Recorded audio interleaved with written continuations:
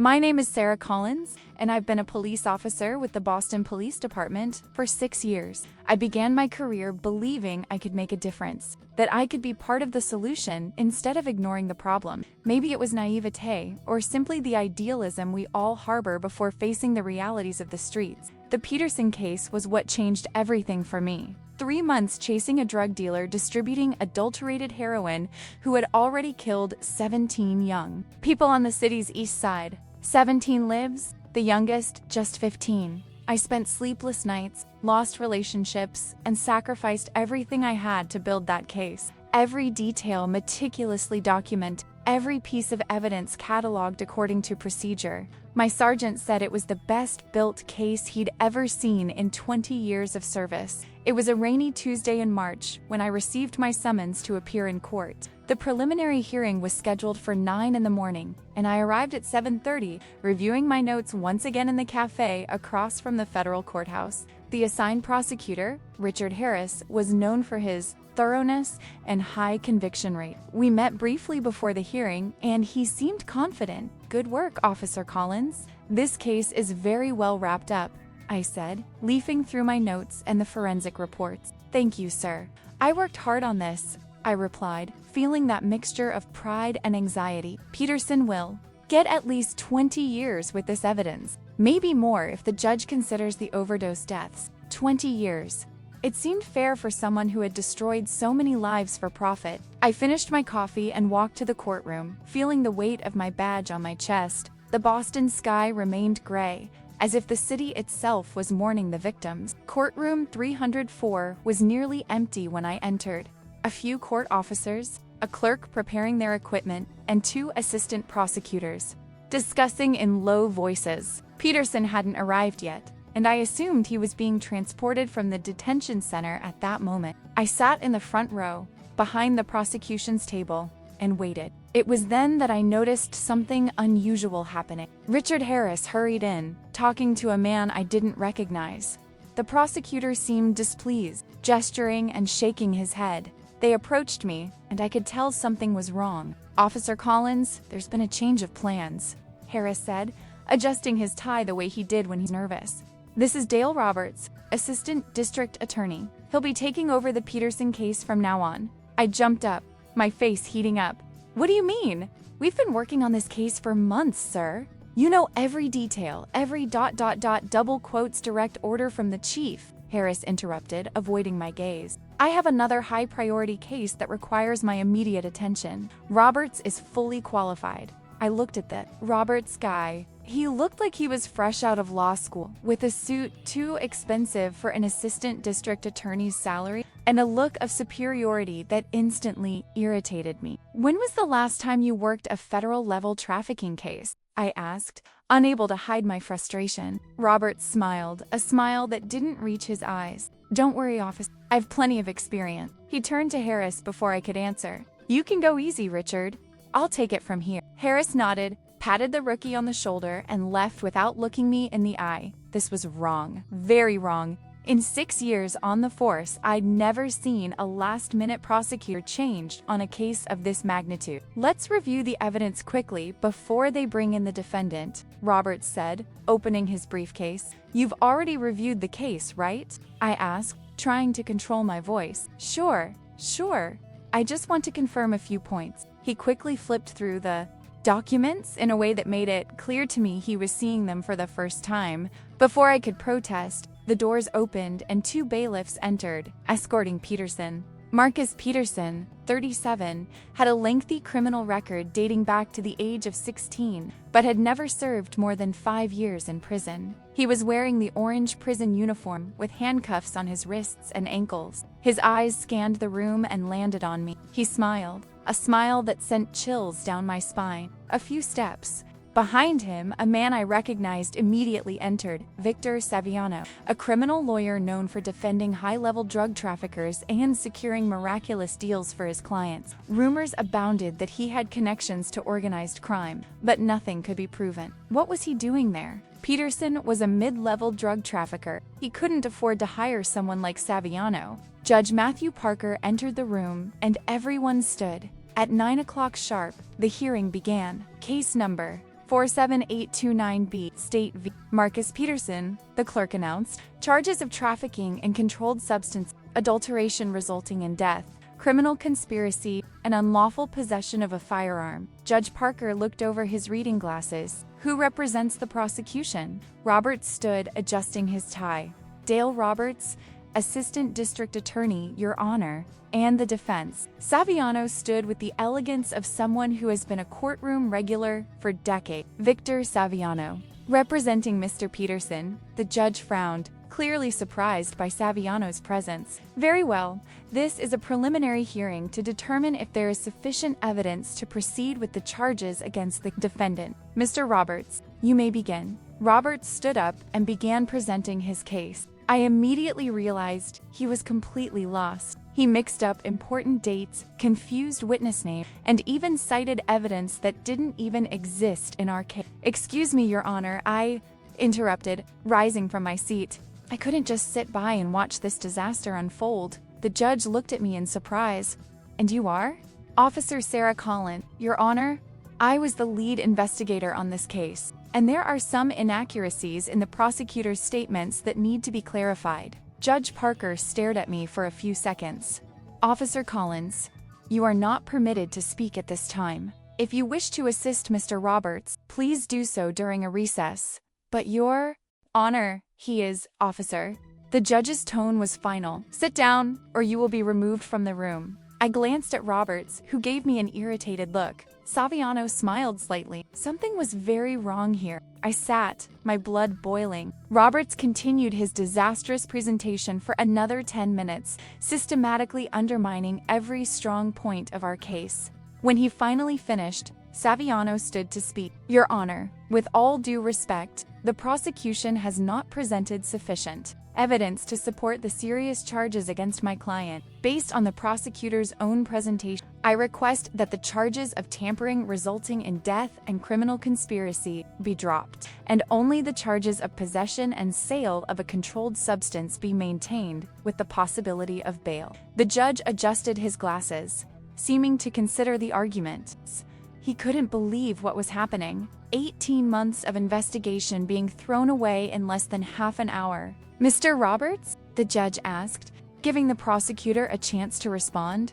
Roberts cleared his throat. The prosecution maintains that all charges are valid, Your Honor, but we recognize that there may be procedural issues in some of the evidence presented. We are willing to discuss a settlement. At that moment, something inside me broke. I stood up again. Your Honor, this is a sham. We have irrefutable evidence linking Peterson to 17 overdose deaths. We have witnesses, authorized, wiretaps, financial records. Officer Collins, Judge Parker's voice boomed through the room. This is your final warning. One more interruption, and you will be held in contempt.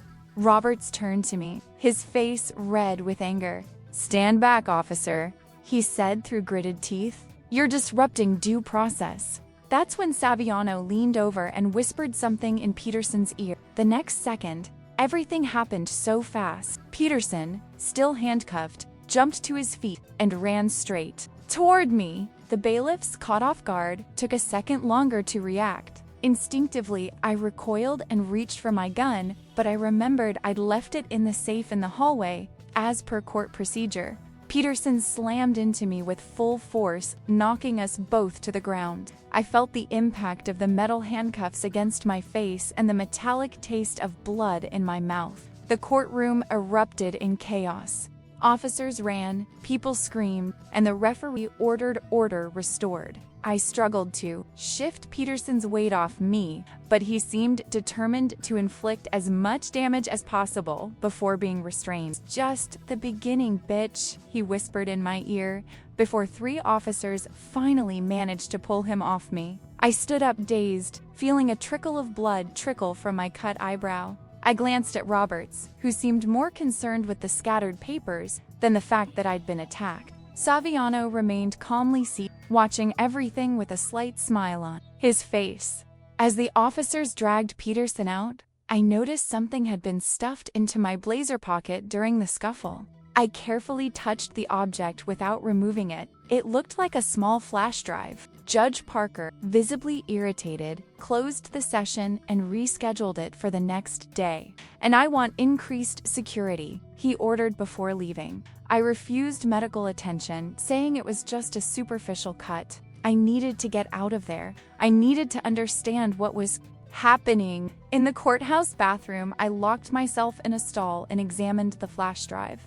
It was black, unmarked, completely anonymous. Why would Peterson risk so much to give me this? I carefully put the device away and left the courthouse through the side entrance, avoiding reporters and, most importantly, avoiding Roberts and Saviano. Something much bigger than a simple drug trafficking case was at stake, and I needed to find out what it was. I drove to the police station on autopilot, my mind racing with possibilities. At the station, I ignored the questions about my bruised face and went straight to the evidence room computer, where I could check the flash drive without attracting too much attention. The device's contents left me breathless. Copies of bank transfers to offshore accounts, email conversations, and, most incriminating, photos. Photos of Roberts in meetings with people I immediately recognized as members of Michael Castillo's criminal organization, the largest drug distributor on the East Coast. Among them was a photo of Roberts, Saviano, and Judge Parker himself on a yacht, all smiling and toasting with glasses of champagne. So, that was it. The Peterson case was being deliberately sabotaged because it could lead to Castillo. And it wasn't just corrupt prosecutors and lawyers. The corruption extended all the way to the judiciary. I quickly copied the files to my personal drive and hid the original USB drive. I needed to carefully consider my next move. If I took this to my sergeant, I wasn't sure I could trust him. If the corruption had reached this level, who else was involved? I decided to reach out to the one person I knew who had no connections to anyone in Boston. Someone outside the system, but with enough power to do something. Special Agent Maya Rodriguez of the FBI, with whom I had worked on an interagency the year before. I grabbed my phone and dialed the number I still had saved. While I waited, I glanced out the police station window and noticed a black car parked across the street with two men who didn't look like police officers at all. Was I being followed? Rodriguez. The voice on the phone brought me back to reality. "Maya, it's Sarah Collins. We need to talk urgently, not over the phone." There was a pause. "That's Sarah from the Dennison case?" "Yes. I have something big, Maya. Something that involves judges, prosecutors, and Castillo." Another, longer pause. "I see. Meet me in an hour at the place of our last meeting. Come alone and make sure you're not being followed." Our last meeting had been at a discreet coffee shop in suburban Cambridge, far from the usual police and FBI circles. "I'll be there," I replied and hung up. I left the police station through the back entrance and took a taxi instead of using my own car. On the way to Cambridge, I made the driver circle around several times, changing directions abruptly, until I was sure I wasn't being followed. I paid cash and walked the last 3 blocks to the cafe. Maya was already there, sitting at a table in the back, dressed like a regular college student, nothing to indicate she was a federal agent. I sat across from her, feeling the pangs of confrontation with Peterson starting to show. "You look like hell," she said, pushing a cup of coffee toward me. "Thank you. It's been a rough day." I took a sip of coffee, appreciating the warmth that went down my throat. The Peterson case was sabotaged today. The prosecutor was changed at. The last-minute evidence was poorly presented, and Peterson attacked me in the middle of the courtroom. Maya raised an eyebrow. "And you think it wasn't a coincidence?" "I'm sure it wasn't." I glanced around to make sure no one was paying attention to our conversation, then slid a flash drive across the table. "Peterson gave me this during the attack. It's evidence of corruption involving Prosecutor Roberts, Attorney Saviano, and even Judge Parker, all connected to Michael Castillo." Maya took the drive without comment and put it in her pocket. "If what you say is true, this is much bigger than we imagined. We've been investigating Castillo for years, but we've never been able to prove he has judges and prosecutors in his pocket." "Well, now you have the proof," I replied, feeling a mixture of relief at having passed the information on and fear for what might happen next. "What do we do now?" Maya sipped her coffee thoughtfully. "You need to carry on as if nothing happened. Go back to the Peterson case, show up at the hearing tomorrow and pretend you don't know anything. I need time to verify this information and set up an operation." If we alert them now, the evidence might disappear. I nodded, even though I didn't like the idea of pretending I didn't know anything. And Sarah, Maya looked at me intently. Be very careful. If Castillo finds out you have this information, you will be a target. I'm already a target, I replied, pointing to my bruised face. Peterson didn't attack me for nothing. They wanted to scare me, to silence me, or they wanted to do exactly what happened. Use Peterson to feed you information without arousing suspicion. Maya leaned forward. Think about it. Why would Peterson give you evidence against the people trying to free him? It doesn't make sense. She was right. Why would Peterson risk his chance at freedom? Do you think someone else is involved in this? Someone is using Peterson? I don't know, but I'll find out, Maya stood up, leaving money on the table. Don't contact me for the next few days. I'll reach out to you when it's safe. Until then, be the dedicated officer who's frustrated with the case but follows the rules.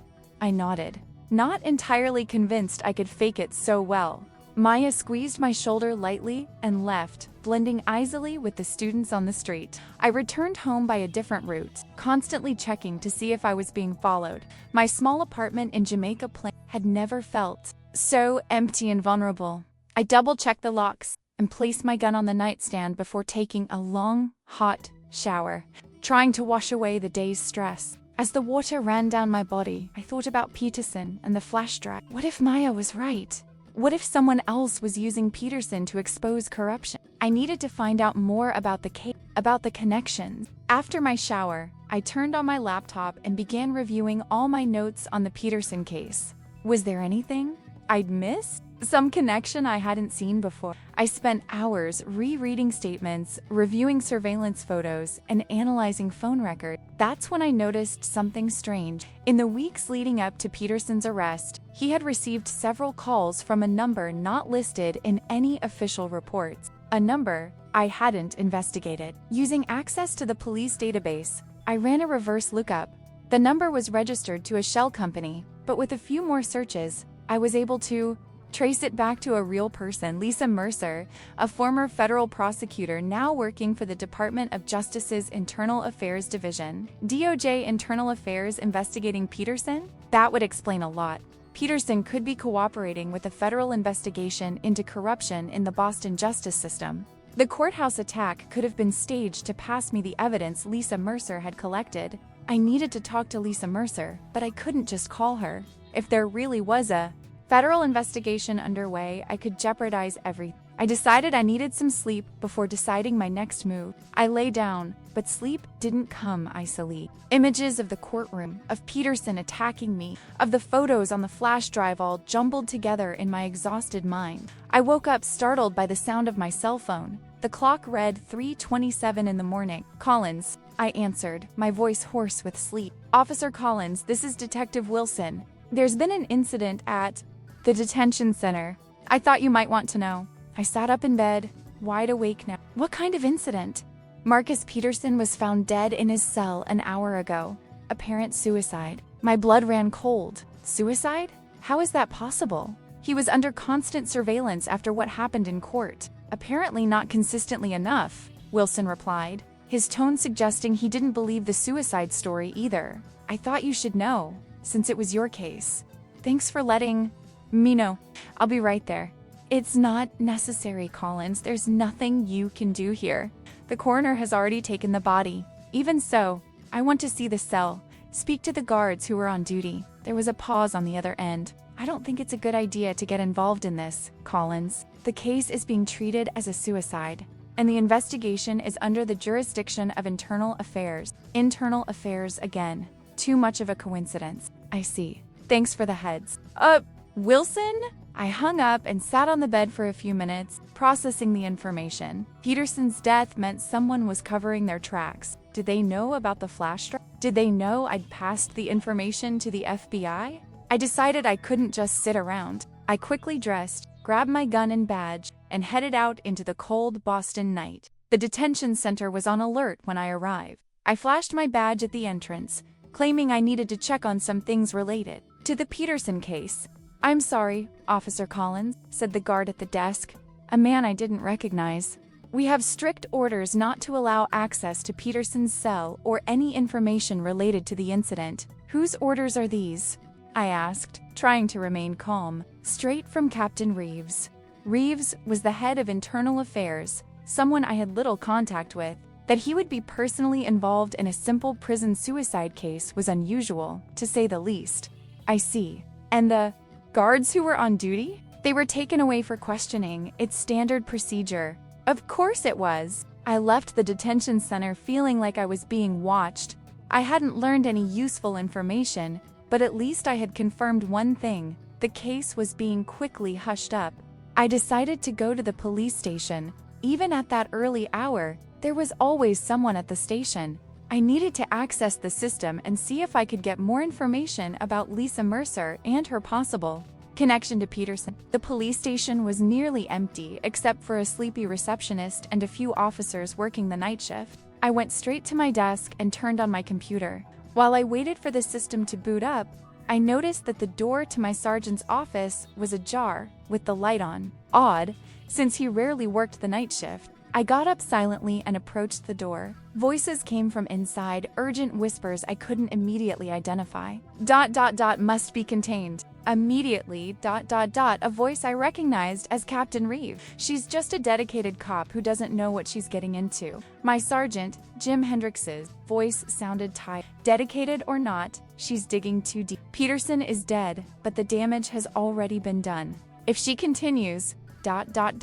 Reeves's voice trailed off. I'm sure she understands she needs to back off once the case is officially closed, Hendricks replied. Sarah is smart. She knows what's good for her career. My heart was pounding so loudly I feared they might hear. I backed away slowly, returning to my table. They were talking about me, and Reeves clearly saw me as a threat, which meant he was probably involved. I quickly logged into the system and searched for any information about Lisa Mercer that I could salvage locally. I found little. She had been a prosecutor in Boston for 15 years before moving to Washington. Her specialty was internal corruption cases, and she had an impressive record of convicting corrupt police officers and public officials. I copied everything I could onto a flash drive and was about to shut down my computer when I noticed a new message in my work email. It had no identified sender, just a title, open only in a safe. A shiver ran down my spine. The email had just arrived. At 4:05 a.m., I glanced around to make sure no one was watching, and quickly downloaded the attached file. It was an encrypted document, and I didn't have time to try to open it right there. I turned off my computer and left the police station without attracting attention. In the car, I decided it wasn't safe to go home. If Reeves suspected I had information, my apartment would be the first place they'd look. I drove to a budget hotel on the outskirts of town, where I paid cash for a room. It wasn't the most comfortable place in the world, but it would do for now. In my room, I turned on my personal laptop and tried to open the encrypted file. I needed a password, something I should know. I tried several combinations related to the case, Peterson, and important dates, but nothing worked. Frustrated, I decided I needed help.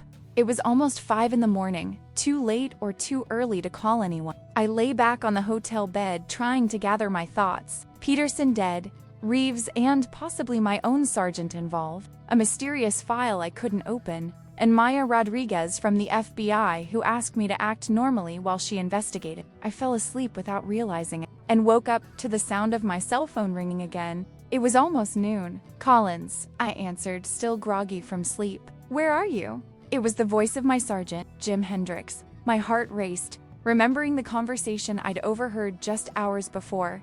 At home, sir. I didn't sleep well after hearing about Peterson. Well, I need you to come to the police station immediately. Prosecutor Roberts wants to talk about the case. Didn't the case end with Peterson's death? There was a pause. Technically, yes, but there are still procedures to be followed. 1 hour, Colin. Don't be late. I hung up without answering. It was obviously a trap. They wanted to lure me to the police station, perhaps to pressure me, threaten me, or worse. I decided it was time to speak to Lisa Mercer directly. If she was investigating corruption and had used Peterson to feed me information, she was my best chance now. I used my laptop to do some further research. Lisa Mercer had an office in Washington, D.C., but traveled frequently to oversee cases. Logically, if she were involved in the Peterson case, she would be in Boston. That's when I remembered a detail. Before Peterson was arrested, he frequented a luxury hotel downtown, where he allegedly conducted business. Our investigation revealed he had a permanent room there, paid for through one of his shell companies. What if Lisa Mercer was using the same hotel as a base of operations? It was a risky gamble, but I didn't have many options. I got dressed, left my laptop hidden in the room, and went out.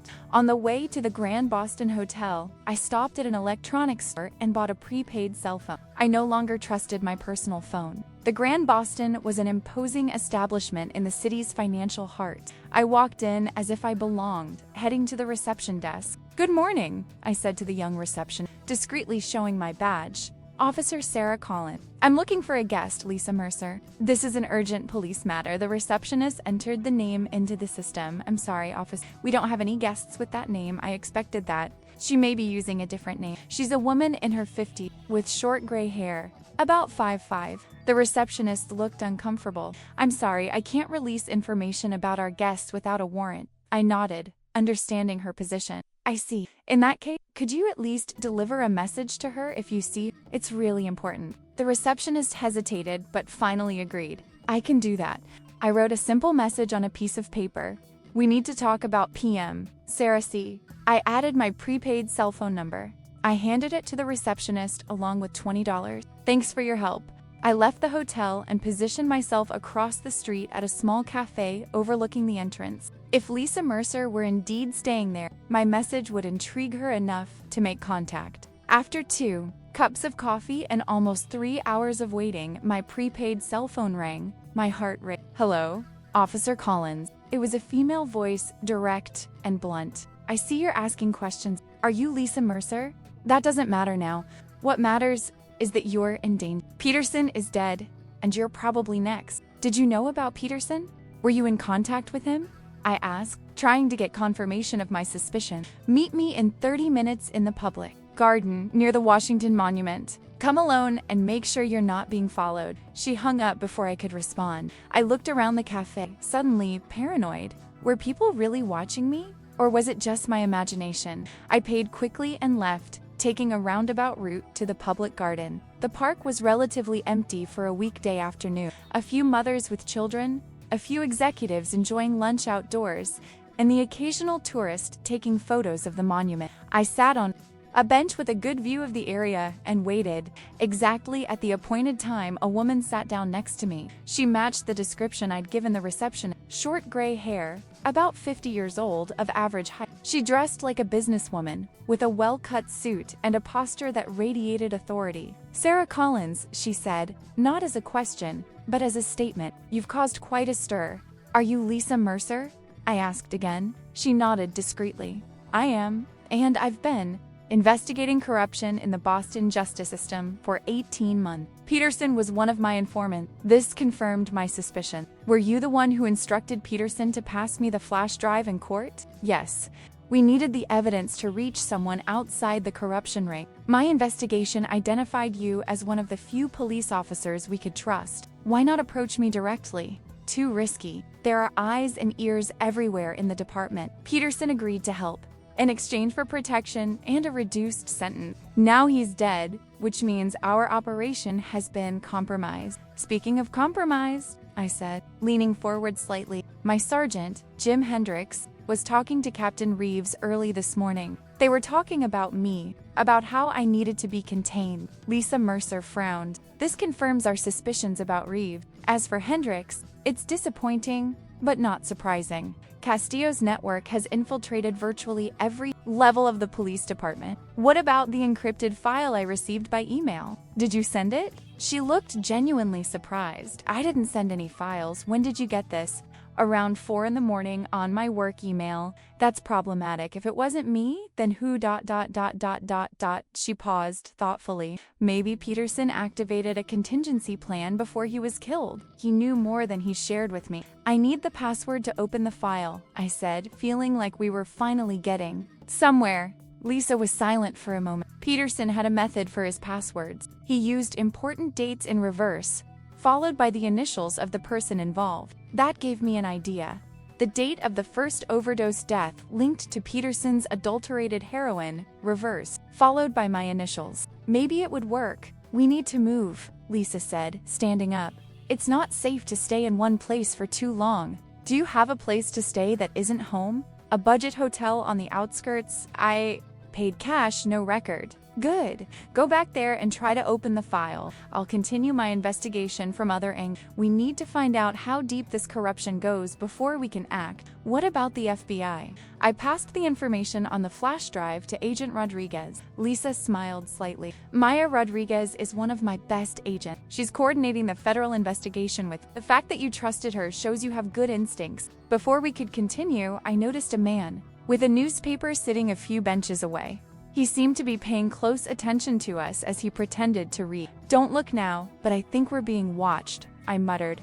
Man in gray suit with newspaper, 3 stools to the left. Lisa didn't turn around. Keep talking normally. I'll go out first and check. If it's who I think it is, we need to end this meeting immediately. We continued chatting about trivialities for a few more minutes. Lisa then casually stood up. It was nice seeing you again, Sarah. Let's keep in touch, I said aloud, as if we were old friends saying goodbye. I nodded and watched her walk through the park. I noticed the man with the newspaper fold his copy and begin following her discreetly. Lisa turned a corner, and the man quickened his pace so as not to lose her. I waited a few minutes, tense, when my new cell phone rang. It was one of Castillo's men, Lisa said without preamble. I lost him, but that means they know we're in contact. You need to leave the park immediately. Use the south exit. It's less visible. And then, open the file. Whatever it contains, it may be our only chance to take down the entire operation at once. I'll call you tomorrow at this same number. She hung up, and I followed her instructions, leaving the park through the south exit. I hailed a taxi and asked the driver to drop me off at a shopping mall. From there, I walked 15 minutes to a subway station, caught 2 different trains, and finally walked a few more blocks to my hotel. My laptop was still where I'd left it. I sat up in bed and tried opening the file again, using Lisa's tip about Peterson's password system. Peterson's first heroin-related overdose death had been on September 17th of the previous year, reversing 9-17. My initials, C. I typed 917C. Nothing happened. I tried other variations, 917SC, 91704SC, adding the year SC917. On the 4th attempt, with 09172023SC, the file opened. The contents took my breath away. They were detailed records of all of Castillo's transactions over the past 5 years. Names, dates, amounts, photographs, audio recordings. Peterson had apparently been more than just a mid-level drug dealer.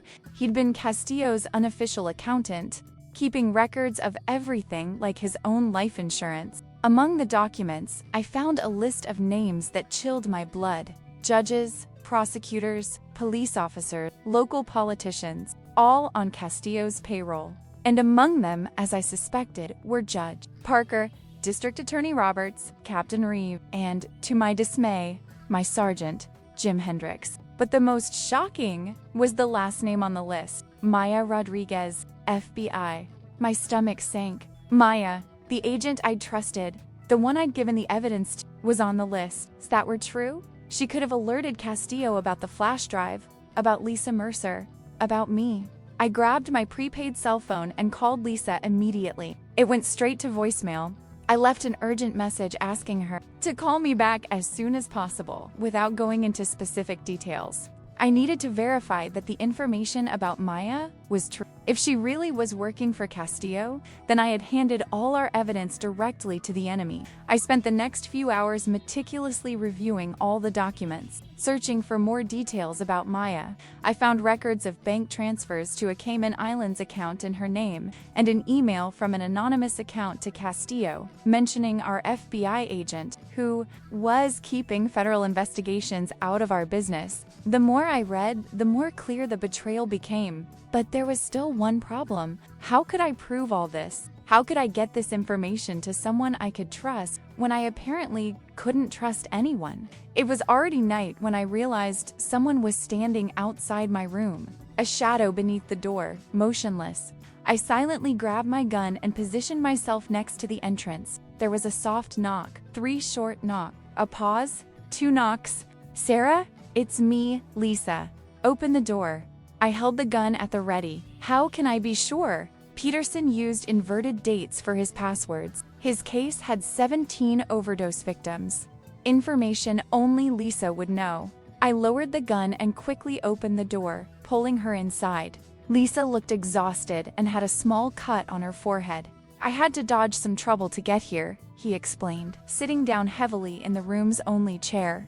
"Maya Rodriguez is on Castillo's list," he said bluntly. "She's corrupt." I gave the flash drive directly to her. Lisa didn't seem surprised. "We've suspected this for a while, but we didn't have any concrete evidence. What else did you find in that file?" I showed her all the content I'd managed to analyze so far. Lisa examined it silently, her face growing more and more somber. "This is worse than we imagined. The corruption is systemic, from the cops on the street to the top of the chain of command. We need to take this straight to Washington, to people I can absolutely trust. How are we going to do this? They're looking for us. My sergeant already summoned me to the police station, and I didn't show up.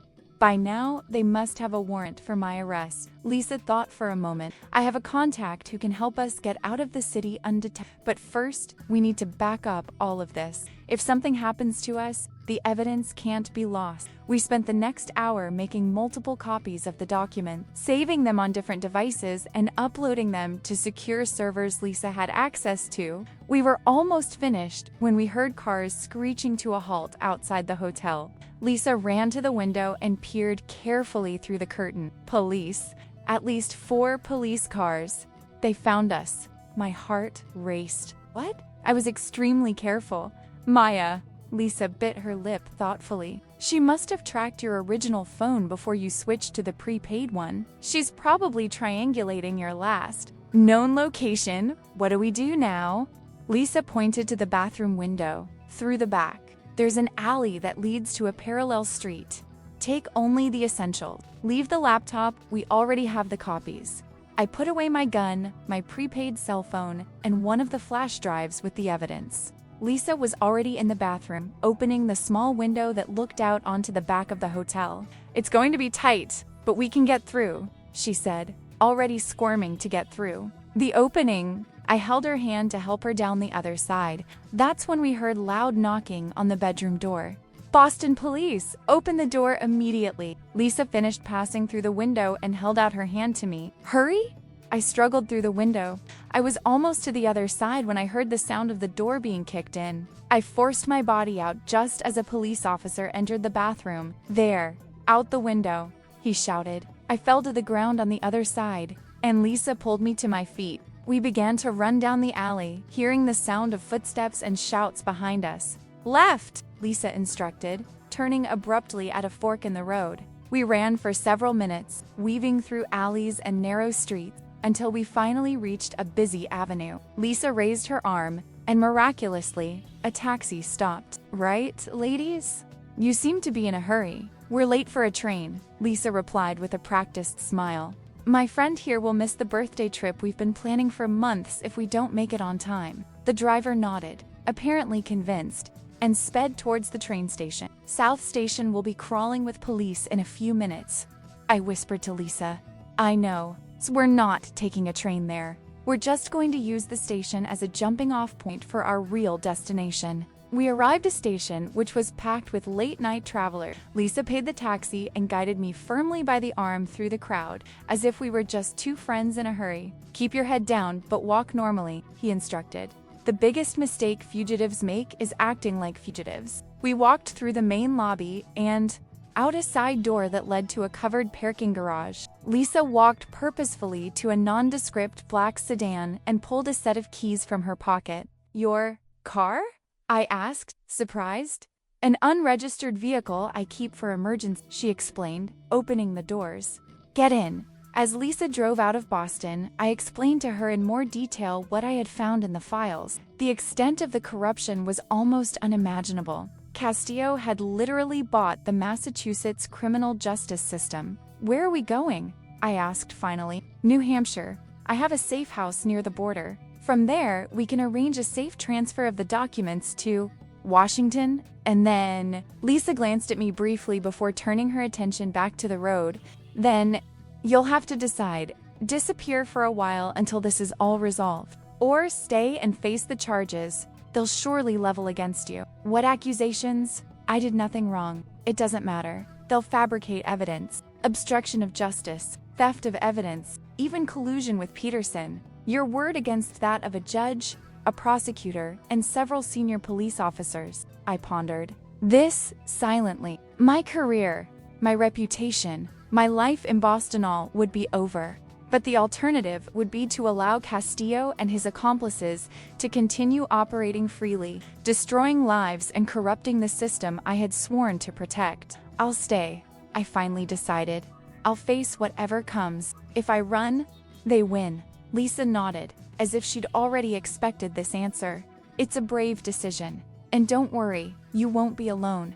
I have powerful allies in Washington who can protect you when the time comes. We drove in silence for another hour, each lost in our own thought. Finally, we arrived at a secluded house on the outskirts of a small New Hampshire town. It was a simple 2-story building, surrounded by trees, completely private. It's not the Ritz, but it's safe, Lisa said, parking at the back of the property. Let's go in. We need to rest a bit before we continue. The house was Spartan, but comfortable inside. Clean, functional, clearly kept for occasional use. Lisa showed me a small bedroom upstairs. Get some rest.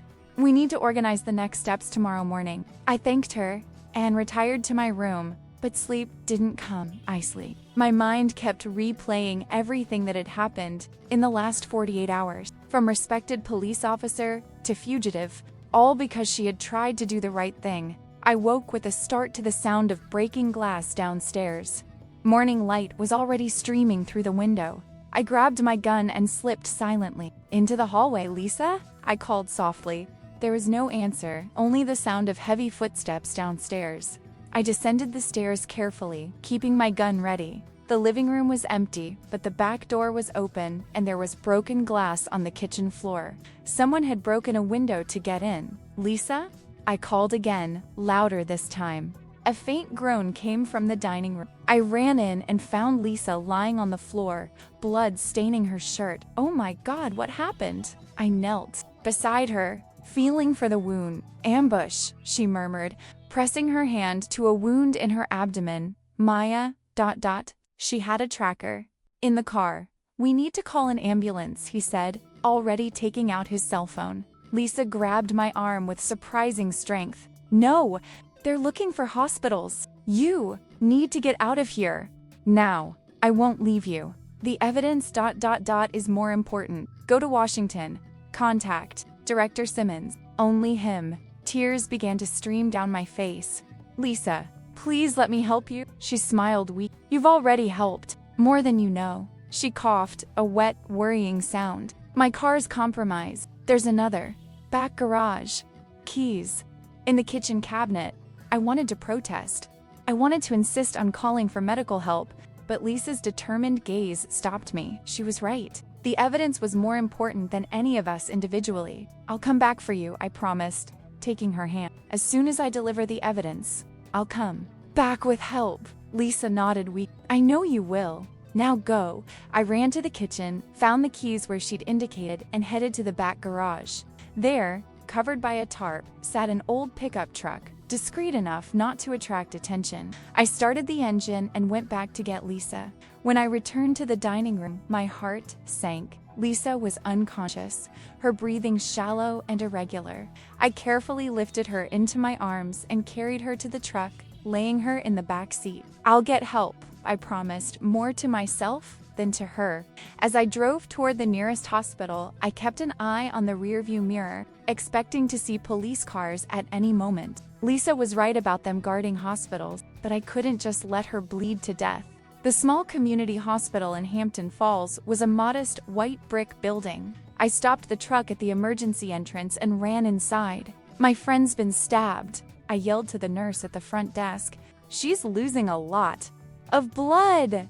A medical team rushed out with a stretcher. I helped transfer Lisa from the truck and briefly explained what I knew about her injury. When asked my name, I gave a false one. When asked what had happened, I said we'd been attacked by robbers. Is she going to be okay? I asked the doctor, examining Lisa. We'll do our best, she replied, making no promises. Are you hurt too? I shook my head. No, just take care of her, please. As the team wheeled Lisa into the operating room, I stood in the hallway, torn between my duty to my new friend and the mission that was now my responsibility. Staying would jeopardize the evidence and likely result in my capture. Going would mean abandoning Lisa. With a heavy heart, I made my choice. Lisa had risked everything for this investigation. The best way to honor her was to complete the mission. I got back in the truck and drove to a convenience store where I bought a road map less traceable than a GPS and some basic supplies. I plotted a route to Washington, D.C., avoiding major highways and well-known police checkpoints. The trip would normally take 7 or 8 hours, but my alternative route would likely double that time. Every minute on the road was a risk, but standing still would be even more dangerous. I drove nonstop for hours, taking back roads, changing directions frequently, always vigilant for suspicious vehicles or police roadblocks. I stopped only once for gas and a restroom break, at a small rural gas station, where I paid in cash. It was during this stop that I saw the news on the station's small TV. Wanted. Boston police officer suspected of corruption and murder. My picture was on the screen, followed by images of Lisa and Peterson. The report alleged that I had murdered Peterson in prison and then attacked a federal agent investigating the case. They had completely twisted the story. They didn't mention Castillo, the corruption, or any of the truth. In the public eye, I was now a corrupt cop who had killed a prisoner and attacked a federal agent. I walked back to the truck with a sinking feeling in my stomach. The situation was worse than I'd imagined. It wasn't just the Boston police who were looking for me now, but probably the FBI too, based on Maya's lies. I started the engine and continued my journey, more determined than ever to reach Washington and reveal the truth. Night fell, and with it came a heavy rain that reduced visibility, but also provided welcome cover. After nearly 15 hours on the road, with only minor stops, I finally saw the outlines of Washington, D.C. on the horizon. I was exhausted, hungry, and frantic, but I had arrived. The next challenge was finding Director Simmons without being captured. As director of the Department of Justice's Internal Affairs Division, Catherine Simmons wouldn't be easy to reach, especially by someone officially wanted for murder. I parked the truck in a quiet residential neighborhood and tried to gather my thoughts. I couldn't just show up at the Department of Justice. I needed a more subtle approach. That's when I remembered something Lisa had mentioned during our escape. Simmons taught legal ethics at Georgetown University on Tuesday nights. I checked the date on the convenience store receipt. It was Tuesday. Georgetown was on the other side of the city. I ditched the truck, took a bus, and then the subway, keeping my head down, avoiding cameras as much as possible. I arrived at the university campus around 7 p.m. and looked for the law school building. Simmons's class was scheduled to begin at 7:30 p.m. in room 204. I positioned myself in a discreet corner of the hallway and waited. At 7:25 p.m., I saw a middle-aged African-American woman with short hair and an elegant posture approach. I recognized her from photos I'd seen online, Principal Catherine Simmons. I waited for her to enter the room and begin the lesson before I acted. After about 10 minutes, I knocked softly on the door and entered. The room had about 30 students, all attentive to the teacher, who was in the middle of an explanation about conflicts of interest in the judicial system. Simmons stopped mid-sentence when she saw me. Her sharp gaze quickly assessed me, and I saw the recognition in her eye. She knew exactly who I was. "Class, take a 15-minute break," she said calmly. "Come back at 7:50 to continue." The students, somewhat confused, began to file out. Simmons remained motionless until the last of them left, and closed the door. "Officer Sarah Collins," she said finally, "you are a much sought-after woman." I maintained my position near the door, ready to flee if necessary. "Lisa Mercer sent me. She said you're the only person we can trust." At the mention of Lisa's name, Simmons's expression changed subtly. "Where is Lisa now?" "Hospital in New Hampshire. She was stabbed, likely on the orders of Maya Rodriguez." Simmons took a deep breath. Rodriguez. I've always suspected she was very close to certain cases. Do you have proof of what you're alleging? I took the flash drive out of my pocket and placed it on the nearest table. Everything's here.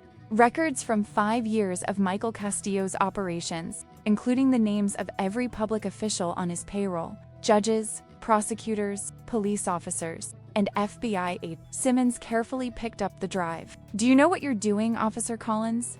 Once I access this information, there's no going back. If what you say is true, lives will be destroyed, careers will be ended, powerful people will go to prison. 17 young people died because of Peterson's adulterated heroin. Lisa could be dying now. My life has been ruined. They've destroyed enough lives. Simmons nodded gravely. Fair enough. She pulled a laptop from her bag and inserted the flash drive. As the files loaded, she studied me closely. How did you get here without being captured? A lot of luck and the training I received at the academy. I hesitated, then added, and the determination to do the right thing, even when it costs everything. A brief smile crossed Simmons's lips. Lisa chose well who to trust. She began to sift through the files, her face growing more serious as she absorbed the extent of the documented corruption. After several minutes, she closed her laptop and looked at me with a new intensity. That's enough to bring down half the Massachusetts justice system. But we need to act quickly and with extreme discretion. Rodriguez and others involved must be desperate to silence you and destroy this evidence. What happens now? Simmons glanced at his watch. My students will be back in 5 minutes. You will come with me to a secure location. From there, we will launch an official operation to arrest everyone involved. And Lisa? I asked, concern evident in my voice.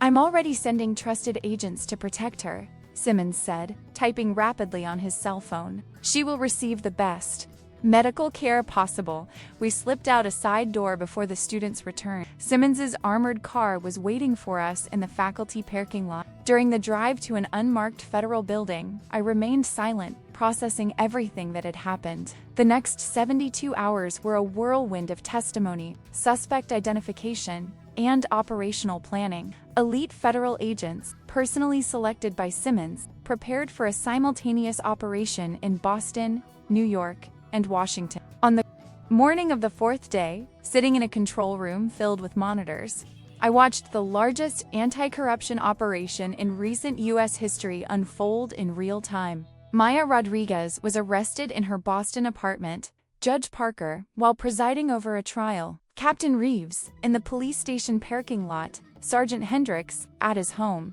Victor Saviano, in the middle of a client meeting, and finally, Michael Castillo, on his yacht anchored off the coast of Miami. More than 60 arrests in 3 states. The criminal empire that seemed untouchable was crumbling before my eyes. When it was all over, Simmons found me in the control room, exhausted, but with a look of satisfaction. You made this happen, Sarah, she said, extending her hand. Your country owes you a great debt.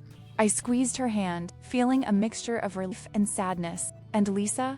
Any news? A genuine smile lit up Simmons's face. She's stable. The doctors say she'll make a full recovery. For the first time in days, I allowed myself to take a deep breath. What happens to me now? I'm still considered a fugitive, not anymore. Simmons handed me an official document. Your record has been cleared. In fact, there's a medal for bravery waiting for you whenever you're ready. And my job? That's up to you. You can return to Boston as a hero, or I can offer you a position here at the Department of Justice. We need people like you, Sarah. People who do the right thing, even when the entire system seems to be against them. I looked out the window at Washington, D.C., lit by the afternoon sun. I thought of Boston, of the life I'd built there, of the colleagues who'd betrayed me, and of those who remained good cops. I need some time to decide, I finally replied. Simmons nodded understandingly. Take your time. You've earned this. 3 months later, I returned to the Boston Federal Courthouse. This time, not as a researcher, but as a key witness in the United States v. Castillo et al. Case. The imposing granite building looked different now, no longer a symbol of corruption, but a place where justice could finally be restored. As I walked up the steps, I passed a group of young police academy cadets visiting the courthouse. They're hopeful, idealistic faces reminded me of myself 6 years ago. One of them recognized me and nudged the others. Soon, everyone was watching me with barely concealed admiration. "That's her," I heard one of them whisper. "The cop who brought down the whole scheme." I smiled at them and continued climbing. Maybe I should return to Boston after all. There was a new generation of police officers who needed to understand that even when the system fails, brave individuals can still make a difference. At the top of the stairs, Lisa Mercer was waiting for me, fully recovered from her injuries. "Ready for another day in court?" she asked with a smile. I adjusted my new Department of Justice badge and nodded, always ready to do the right thing. Together, we entered the courtroom, no longer as fugitives, but as representatives of a system that, despite all its flaws, still fought to be fair.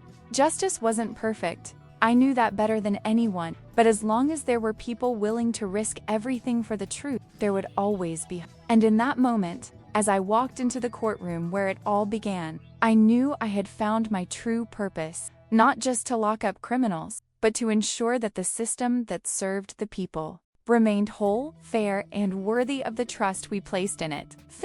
Artifact. I hope you enjoyed the story I created in Portuguese about an American police officer.